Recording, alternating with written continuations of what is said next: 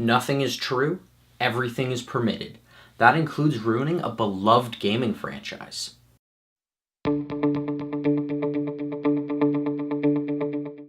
Hello Fanatics! I'm Dylan Phillips, and this is the Film Fanatic review of Assassin's Creed, starring Michael Fassbender and Marion Cotillard. First, I'll tell you my initial thoughts, and what the movie is about.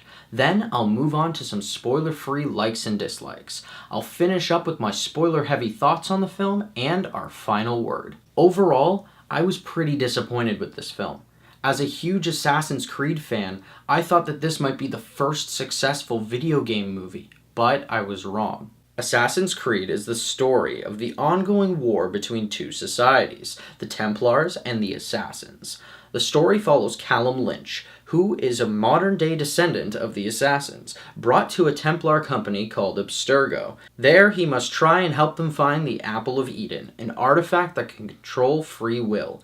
Callum's ancestor Aguilar hid the apple, so Abstergo uses a machine called the Animus to tap into Callum's genetic memories in order to track Aguilar's timeline. There were very few things that I liked about this film. They got a good cast, with Michael Fassbender, Marion Cotillard, and Jeremy Irons as the leads. They also got Michael K. Williams, Brendan Gleeson, and Denis Ménochet in supporting roles. Side note, did you know that Denis played the farmer at the beginning of Inglourious Basterds? So, aside from the cast, we got some semi-interesting assassins set in the Spanish Renaissance, as well as some brilliantly choreographed action sequences. However, that is where the good stuff ends. Honestly, I don't know where to start. I'll rant more about this later in my spoilers, but for now, I'll keep it pretty bland, just like the film. It has a terribly confusing story that's haphazardly patched together with duct tape. I mean, it feels like they expect you to know so much going into this movie that any of the major plot points they kind of just gloss over. They only ever go into the past 5 times, but that's a big thing for the Assassin's Creed franchise. On top of all that, the characters are really thin and dull. I mean, you don't want to invest in any of them, and by the end, you just don't really care what happens. The score is crap, with some very poor song choices. Add that to some questionable lighting choices, some odd camera angles, and the very poor editing techniques, and it feels like you can't fully immerse yourself in this film. But that's all I can say before getting into spoilers. And that's where I'll end my spoiler-free thoughts on this film. If you want to hear my final word or rating of this film, pause now and click the link in the description, because now it's time for spoilers. So from the first shot of this film, you can hear the proverbial sigh from the audience when you see the on-screen text appear.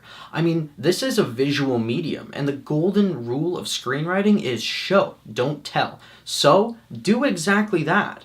And on top of that, you're telling us the specific year that this stuff in the past is happening, 1492, and it's in Spain.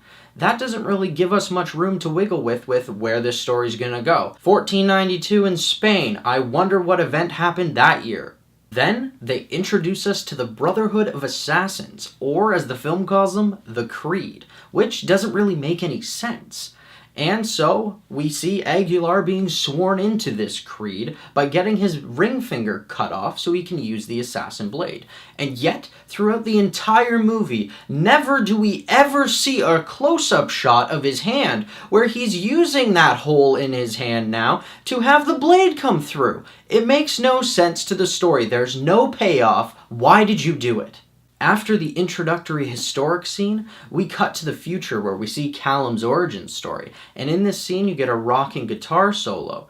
I don't think that was needed. It ruins the atmosphere of this movie, and what I wanted was an entire orchestral piece, similar to historic epics. We find out that his father, the assassin, has killed his mother, and he becomes an orphan. And then we fast forward further to the point where he has become an Abstergo lab rat. And from this point, in dragging fashion, we learn through very overt expository dialogue the story of the Assassins and Templars that has already been shown to us on screen. The filmmakers were too invested in making this very complex, convoluted story that they didn't care about making likable, charismatic characters that we needed to invest in, and I feel like that is one of the major reasons that this movie falters. And I'm still pissed that they underused Michael K. Williams. Plus, the other assassins felt so unimportant, but that's what you get in the mess of this story. Next, we have the questionable choices of this film. First off, the point of view camera angles from the crossbows and other weapons was extremely off-putting. That, and the editing as a whole, butchered the action for me. It continued the trend of attempting to mimic action sequences in films like Bourne. You know, the high-intensity, very motion-blurred action sequences. And I feel like this movie didn't need that. This is not a spy thriller. This is a movie set with massive scale battles and close combat fighting. And because of that, I feel like this movie's action was a little too hard to focus on. Which brings me to my next problem, the Animus. In the games, the Animus is a bed that they're hooked up into, similar to the Matrix and Avatar. But in the movie, they've decided to make it a massive VR crane that they attach to and are able to mimic the moves of their ancestors. And I thought that was pretty cool visually. But it was used poorly, as the action sequences were constantly interrupted by going between Fassbender in modern day and in the past, and they didn't really use that as well as they could have.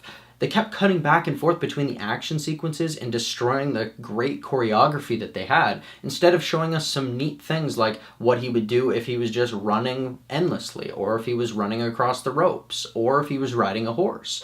And I felt like because of that, they had something great in front of them and they wasted it.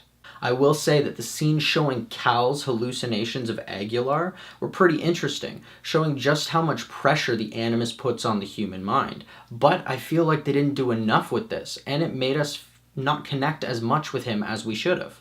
I also found that this movie's action was a little too tame. This franchise is an M-rated game series, and yet they made the movie a PG-13 film, and I feel like they only did this for the sake of box office. So, thanks Ubisoft. Speaking of box office grabs, thanks again for forcing yet another unneeded romance in a film like this. This is an action film with two assassins who are trying to find the Apple of Eden, and they don't need to have a romance between them to complicate things further. That was just added to broaden the audience. It feels like they tried to make one movie the equivalent of one game, and that just doesn't work with how much content and how much playing time it takes for just one game. It also pissed me off that I heard that they were trying to set this up as a trilogy. Try and make just one good standalone film and work from there. Don't expect that this film is going to do great and just expect more and more money from a name that's already established. I'm probably going to make a rewrite video for this one, so watch out for it. Alright, so with the thoughts heard, here's my final word. Assassin's Creed has some great choreography and a good cast. But the story is overly complicated and structured horribly. The editing brings you out of the film and the characters are dull. I'm gonna give Assassin's Creed a generous 2.5.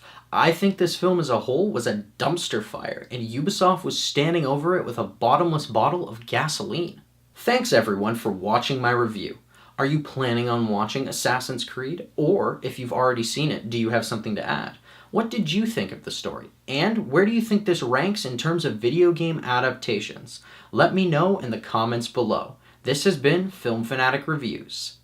If you like this video and you want to see more, hit that like button and subscribe to our channel. Check out our latest video, where we do some rewrites for the film Passengers.